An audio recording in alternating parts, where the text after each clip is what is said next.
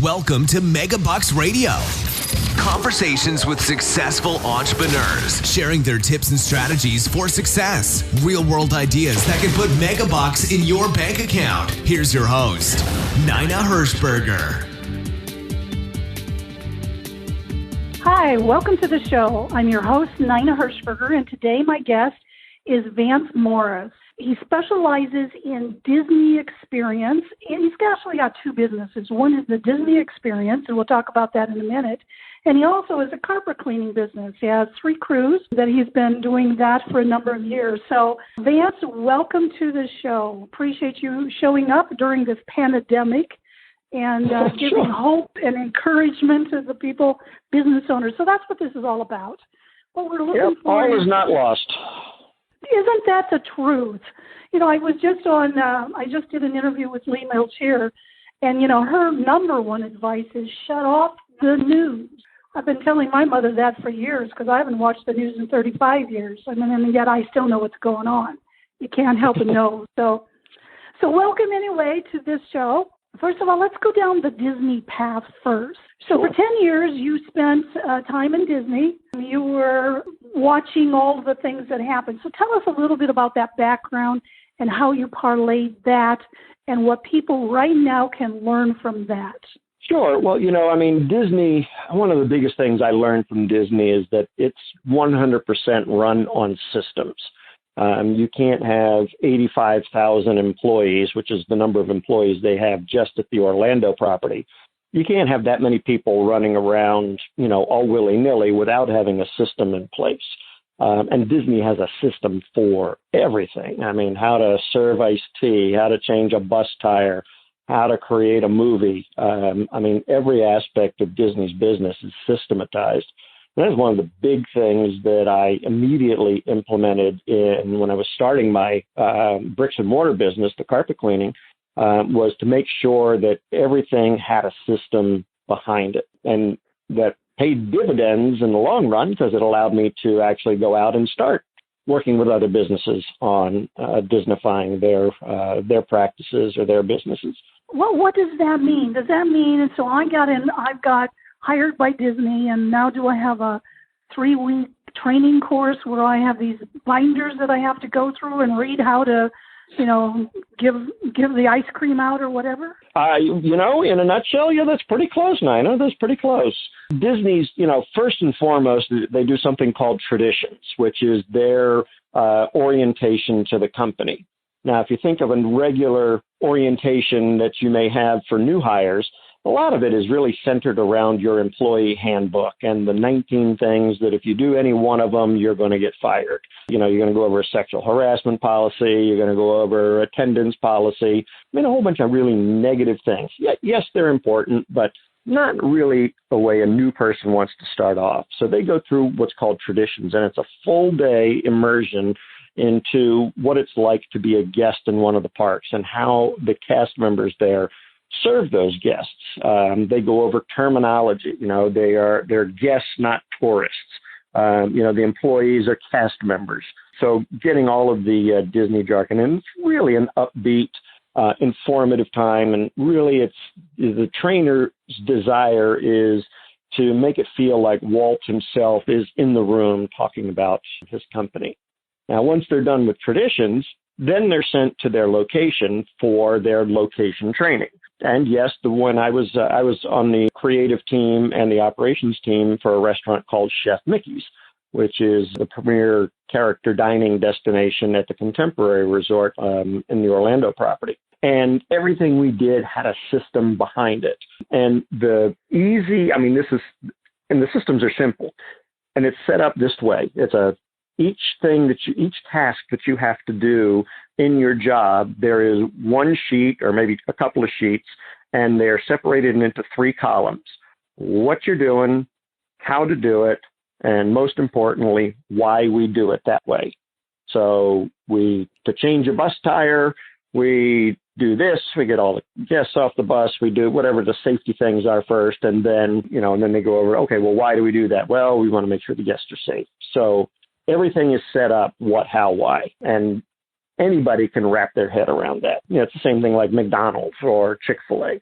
They've got systems where, little 16-year-old teenagers can still make the hamburgers all taste the same all around the world. Disney's the exact same way with systems.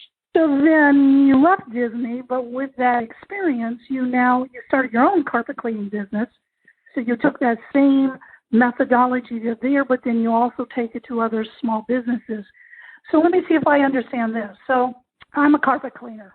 I actually lived in Indianapolis, Indiana area. So if I needed some carpets cleaned, I would just look up in the Yellow Pages, probably not, or Google, and I would try to find somebody, not knowing who to pick. Does these systems help people know who to pick and why you? Certainly. Well, because the systems are not only operational systems, but also marketing systems. All of my marketing is on autopilot, with the exception of things that I do that are current events kind of things, like this coronavirus. All of my reminder sequences, reminding clients that it's time to get cleaned, are on autopilot. My client acquisition is on autopilot, whether it be Google AdWords, whether it be direct mail, whether it be print advertising. Most of the time I don't even have to push a button. Just the CRM system does it for us. But yeah, you want to, take all of the stuff that you've been learning about direct response marketing, and you create systems out of all those marketing assets.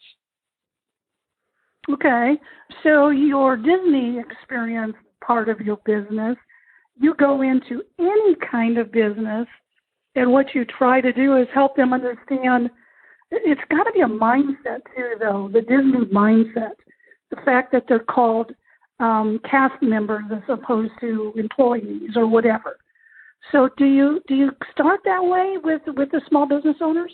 Well, the first thing we start with is, what is the business's mission? Not exactly what they deliver, but what's their mission? Like Disney's mission is to create happiness for people of all ages everywhere. So an employee can wrap their head around that. It's not a big, long mission statement that's, in a binder, in a vault somewhere. It's something simple. So the cast members can wrap their heads around, okay, my mission is to make people happy. I get it. That's easy. Now, they do that through their job. So their job might be to sweep the street. Their job might be to drive a bus, but their mission is always to make people happy. So we translate that into, say, a dentist office. And I have a dentist that I work with, and his mission is to create 1 million smiles. Everybody in the office can wrap their head around that mission. There's nothing esoteric about it. It's not nebulous. It's not, pie in the sky. It's, okay, we're going to create 1 million smiles. And then everything they do, they build off of that mission. So everybody's job is to support the mission of creating 1 million smiles. So yeah, it is definitely a... Go ahead. You didn't say $1 million smile. You said 1 million smiles. 1 million smiles. Yep. Wow. And do they track that number? Yeah. They are on, it's whether they get to that number or not. That's a lot of mouths to fix. But, it's something that they can wrap their heads around. I don't tell them what they should be. The dentist came up with that, and I was like, okay, that's what you want your mission to be. Great. Can the employees wrap their head around it? Yes. Fantastic. On we go. All right. So let's segue now into the coronavirus atmosphere, because that's what I really want to get you on this call. So what are you seeing out there now? What's happening, and what can small business owners know how to do right now to affect their business? We don't want to infect. Good gracious. And I think it's got to be a delicate balance of creating value, building rapport, and obviously still getting a sales message out there. For my business, again, now may not be the time to sell. And if you're not in constant contact or, continuous contact with your clients or prospects or your list, how would you feel if the only time you heard from a company was when they wanted to sell you something? So, I know many companies are focused on survival. I get that. And nothing happens until something gets sold. But, your clients and your prospects, we're all in the same boat in this instance. And do you really think they want to be sold to right now? And using, I always get the guy's name wrong, who said, enter the conversation that's already happening in their minds. Collier? Was that Gary Halbert? Was it Gary Halbert or Collier or one of those guys? But you can use this COVID-19 to your advantage, and not in an evil, manipulative way, but in a way that is going to benefit both you and your client. So I'm in this long term, and so what's one thing that's going on right now because of the virus that is affecting every single American? They're being told to stay home or shelter in place or whatever the heck they call it. And I'm like, all right, well, who's stuck in the house? Well, it's probably mom and or dad and some kids or grandkids. Fine. They've got to be getting bored. So I've come up with 3 or 4 things that we're doing. Right now, I'm running a MTV video contest where they can win a free house of carpet cleaning. And clients or prospects can submit a music video featuring their kids or their grandkids or just themselves. We post that to my website, and then the winner is going to be chosen by my kids. So, it's a great time to get families working together, that they completely bored out of their minds right now. The next contest I'm going to do is going to probably be like an art and drawing contest with the same prize.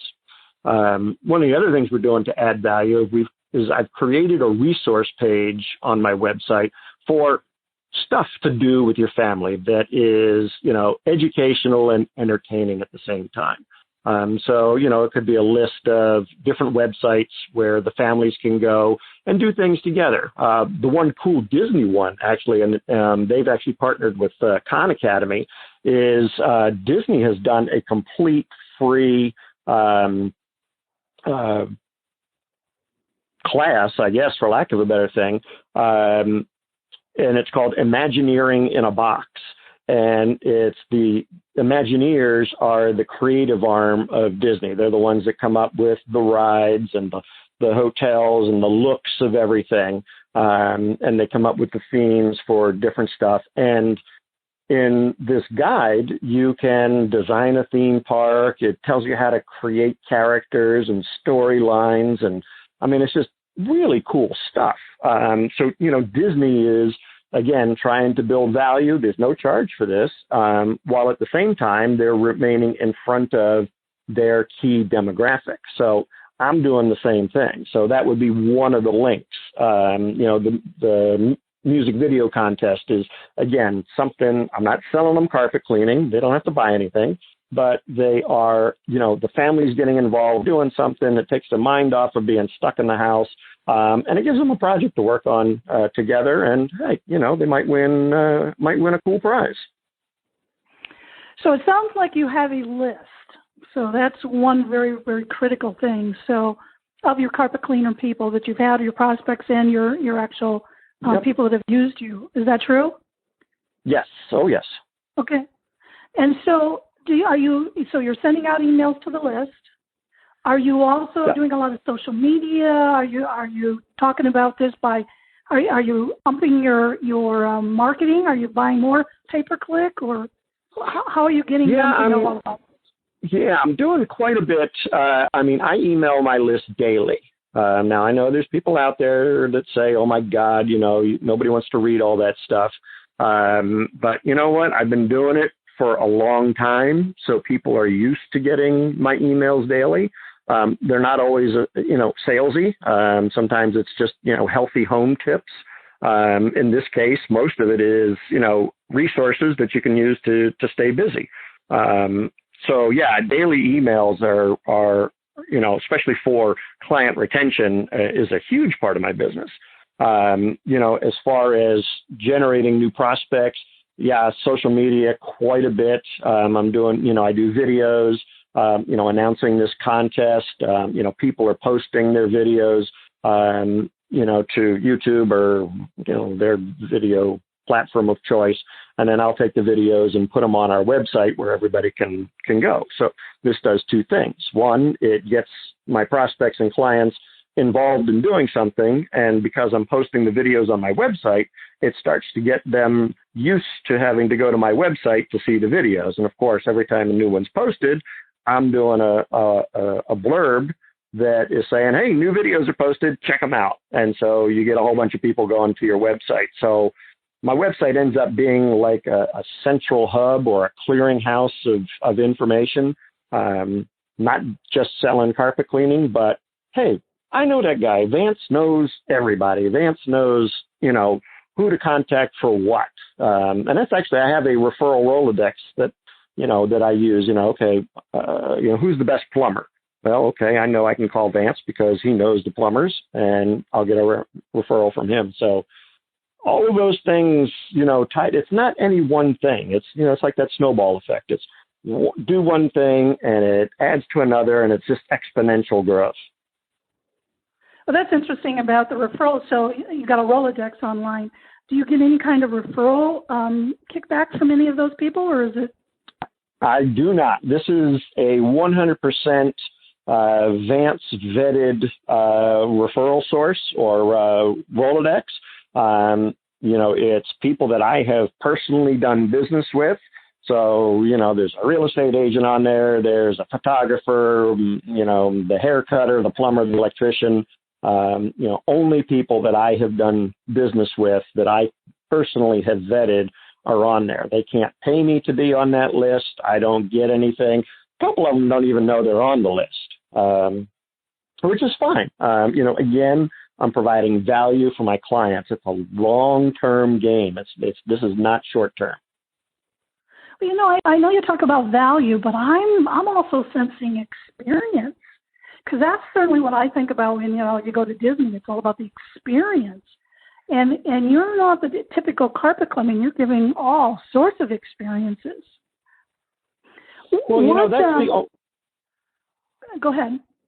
No, I was going to say, that's really the only separator these days, regardless of whether there's a pandemic or anything going on. I mean, every business is now a commodity. You can't tell me of any, profession out there, except maybe rocket scientists, that's not already a commodity. I mean, carpet cleaners are a commodity, plumbers are a commodity, copywriters are a commodity, info marketers are a commodity. I mean, they're all this, they all do the same thing. I'm not saying they are the same, but I'm just saying the deliverable is the same. So the only differentiator is the experience. I'll give you an example. With my carpet cleaning business, one of the things that I teach is creating an experience out of the mundane. So what are the mundane things that you do in your business every day that you could turn into an experience? One of the things that a carpet cleaner does is we have to get into the home to do our cleaning. There's no way we can do our job without getting into the home. So we have scripted a complete experience for our technicians when they get to a client's house.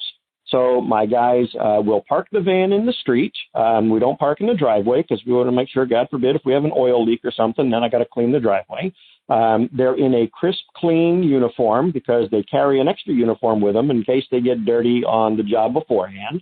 When they approach the door, they've got their magic rug under their one arm and they've got a gift in another arm. When they get up to the front porch, they lay down the rug, they stand on it, they knock on the door because friends knock, salespeople ring the bell, and they take a couple of steps back to give that personal space, and they wait for the client to answer the door. When Mrs. McGillicuddy answers the door, we introduce ourselves. Hi, my name's Stephen. I'm with ChemDry, and we're here to take care of your carpets. May I come in? So we don't just barge in. We ask permission. May we come in? Once we get in the home, we do an exaggerated wiping of our feet on the rug. So again, it's, you're putting on a show, and we have a little gift that we give to the client. Now, when was the last time you had a home service provider, air conditioning guy, pest management, carpet cleaner, bring you a gift and give it to you before they do any service? I'm thinking probably not too many. So, and this gift is nothing huge. All it is a little box that I've created. It's a custom box. And inside the box is a bag of cookies, a little bottle of carpet spot remover, and a note from me saying, thank you very much for letting us into your home. If you have any questions, please let me know. And so we give them a gift, which just completely blows them away. I mean, they're just knocked over. Oh, my God, carpet cleaner brought me something. But you think about it, if you were going to a party, you always bring the host something. You bring an hors d'oeuvre or a bottle of wine or something. So we're going to someone's home, we're bringing a gift. And that gift does something else as well, and it starts a process called reciprocity. So when we implemented this gift, now this gift only cost me like $4.50 to give, so it's not a big expense. But it starts a process called reciprocity, and the client starts to feel like, well, he gave me something, now I need to give something back. So instead of, we have 3 different levels of packages for the cleaning. We have our basic clean, our stain fighter, and our healthy home. And when we implemented the package, the increase in our mid-tier package, the stain fighter package, went up by 26%. So there was a huge financial impact, not negative for the cost of the gift, but positive in recognized sales because we implemented that gift. So huge stuff. So if I translate that into some of your Disney experience clients, let's go back to the dentist. My dentist always gives me a toothbrush and flossing and some toothpaste. Do you teach them to do gifts? Do you teach them to do more and unusual gifts in any business? Well, I teach them to use their personality in their atmosphere. You go to a lot of dentist office or, really any medical professional office, they're pretty drab. I mean, it's got a light tan paint on the walls. It's got brown beige carpet. It's got those uncomfortable chairs, and it's got plastic plants that are all dusty. And it's got a desk where the lady sits behind the desk and she can barely see over it, and all you see is her, the top of her head. The clients that I work with, okay, so what do you want your office experience to feel like? And like one insurance agent that I worked with, the guy was a rock and roll fanatic. He had pictures of Jimi Hendrix and The Who all in his office, and it was really cool. One of the mundane things that you have to do in order to be in the insurance business is you have to answer the phone.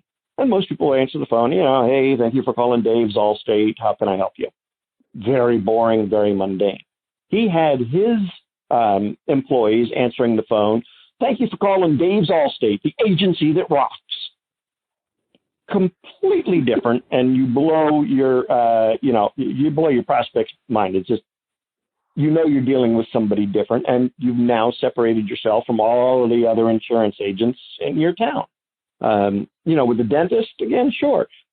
We have instead of, Sally, the dental assistant who's sitting behind the desk, just kind of looking up when you walk in, we do the 10 and 5 circle. So when somebody is within a 10-foot radius of the employee does something to acknowledge the patient. And then when the patient is within a 5-foot radius of the employee then does something else, like they will stand up. They don't just sit there and look up at the desk from you. Most of the time, they will walk around to the front of the desk and say, hi, Mrs. Smith. Glad you could join us today. Please have a seat. The espresso machine is over here. And as soon as you're ready, or as soon as we're ready, we'll come out and get you. Completely different than any other medical test. It all goes back to that experience, doesn't it? 100%. So in this environment, so what you're saying, if I go back a few minutes ago, so there's going to be a lot of businesses who are not selling for the next few weeks, months, whatever that time frame is. But they can still provide an experience. They can still be memorable. They can still reach out. They can still stay connected. So when this is over, and it will be at some point, they're going to be the first ones that will be coming, people will come back to, they'll remember. So it's top of mind. Am I saying that correctly? 100%. right now, like I said, we should be focusing on supporting our clients and creating value, especially if you can't literally open your doors and serve someone. But it's going to be remembered long after this virus thing is over that we did that support, that we did create that value. Your postcards and your emails and your sales messages, not so much. Those are going to get drowned out and lost. But if you are remembered from the experience, from the addition of value throughout this crisis, you're exactly right. They're going to be the first ones to get called. Well, the beauty about this whole thing is so many business owners work so much in their business. My guess is, Vance, you don't clean carpet. No, it's been a long time since I've been in a house. Yeah. So you're the business owner. You're working on the business. You're making sure the experiences. You're doing the systems. You're not cleaning the carpet, which is the mental transition that you made years ago. So perhaps, there's going to be a lot of businesses that will not make it. They will not be able to come back, and it's going to be probably primarily those who are still working in their business. They never understood working on the business, because if you were cleaning carpet, you may not have had time to think about that little gift, or you may not have had time to create that resource online or send those emails out every day. That's part of working. So maybe one of the benefits of coming out, and there's a lot of them, really, if we just look around, there's going to be a lot of them. But maybe for a business owner, one of the benefits is to really be able to have the time to step back and say, what can I do in my business? And I'm going to go back to experience. You call it value, experience, both of them, whatever it is. Any other tips? I love these tips.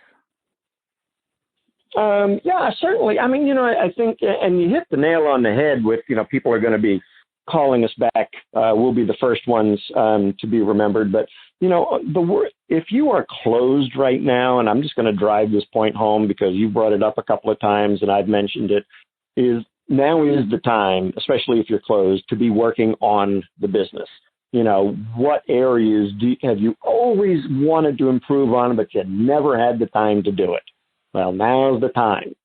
You shouldn't be, crawled up in a corner with a book and a glass of wine, although, there's time for that. That's okay. But it shouldn't be 24 hours a day. Take those things that if I only had the time, I would do this. Well, now you got the time, so you've got no excuse to not do that. And if it's, creating a better experience for your patients or clients, or, putting together some kind of resource to help them through this pandemic, now is the time. Stop waiting. I have a business owner friend who has, she offers one particular service, and her service is, there's hardly any business anymore. And she'll say, I just don't know what to do. And what I have also said to her, it really makes a difference who you hang out with, what you read, who you listen to. So first of all, like Lee Miltier said, shut off the television, but you need to get connected. I just your gift, just your little rug that you put down, just all of those little. See, she would have never thought of that, would have never known. I wouldn't have thought of that, but because you and I are connected, because I'm listening, because I'm asking questions, because you're sharing, that's how they're going to learn. They can't just sit in their own house either, which is probably where they're at most of the time, and just come up with this stuff. They really have to now more than ever get very connected with bright people like you. Well, one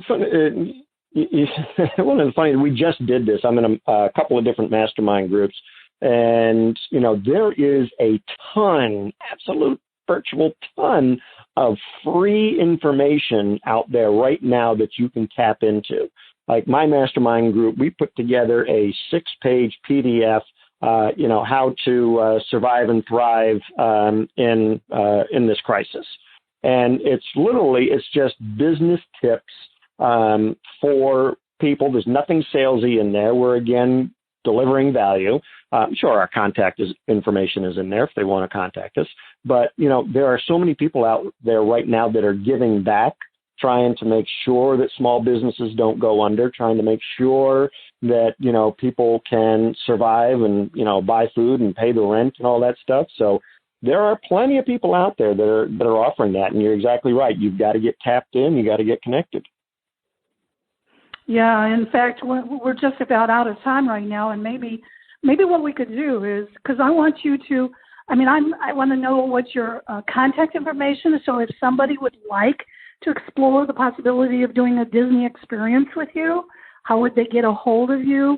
What is your website? Both. I would love to know your carpet cleaning website and your Disney experience website. And then maybe what we can do is we can offer, if it's okay with you, because I've got a lot of people that I'm interviewing and they're all making some kind of an offer.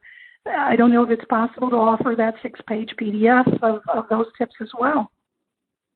Oh, certainly. I've got, my book is called Systematic Magic, which, you can get on Amazon or what have you. But on my website, I actually have a Cliff Notes version of Systematic Magic. And essentially what that is it's 7 magic keys to Disneyfy your business, how to outserve, outprice, and outmarket your competition in any economy. So very applicable to right now. But there's enough ideas in there just to get your brain going and start implementing. And you can get that at my website, which is deliverservicenow.com, and you'll see an image of Systematic Magic right there on the front page. And then also, certainly, the 6-page survival guide that my mastermind and I have put together is also on my website. And I'm trying to think of where the heck that. Oh, it's if you go to my blog posts on deliverservicenow.com. You'll find that listed already. So please feel free to grab that. No opt-in necessary to grab that. Just go and it's there for you. So, but yeah, deliverservicenow.com is the best way to get in touch with me. Well, sounds good. So until next time, I want to thank Vance. Maybe we'll do this again. It was so entertaining, such an experience, such a value that you gave. But remember, if you're listening to this, if you've listened over the last half hour, 45 minutes, remember, you are the only real game changer. Until next time. Thank you for listening to MegaBucks Radio with Nina Hershberger. To learn more about the resources mentioned on today's show or to listen to past episodes, visit megabucksradio.com.